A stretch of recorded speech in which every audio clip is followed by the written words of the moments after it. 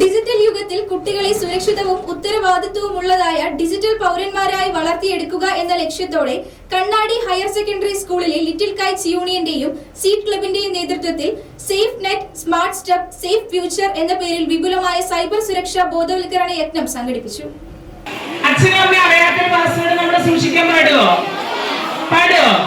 ഇല്ല, അത് വേണ്ട കേട്ടോ.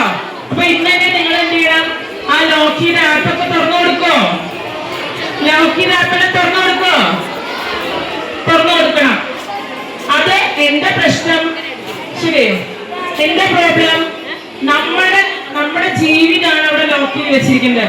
മക്കളെ ശ്രദ്ധിക്കുക, ലാസ്റ്റ് ബെഞ്ചിലെ ബോയ്സ് ശ്രദ്ധിക്കുക, എല്ലാവരും ശ്രദ്ധിക്കുക.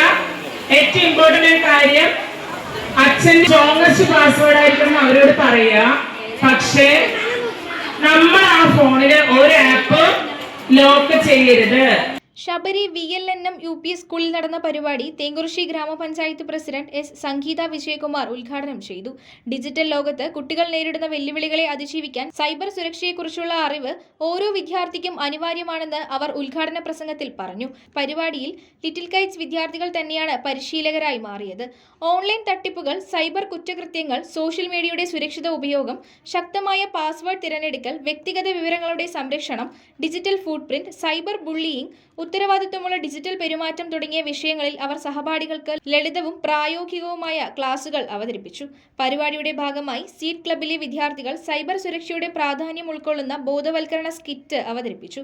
ഡിജിറ്റൽ ലോകത്ത് ജാഗ്രത പുലർത്തേണ്ടതിന്റെ ആവശ്യകത കുട്ടികൾക്ക് ഹൃദയസ്പർശിയായ രീതിയിൽ പകർന്നു നൽകാൻ ഈ അവതരണത്തിന് സാധിച്ചു. Kannadi higher secondary school head mistress Lissy U, Sabari VLNM UP school head master Pradeep, Shri Manoj എന്നിവർ ആശംസകൾ നേർന്നു. ലിറ്റിൽ കൈറ്റ്സ് മെന്റർമാരായ Nisha KN, Divya D, Divya S, Jenifa J, Jyothi KB, Vishnu Prasad എന്നിവർ പരിപാടിക്ക് നേതൃത്വം നൽകി.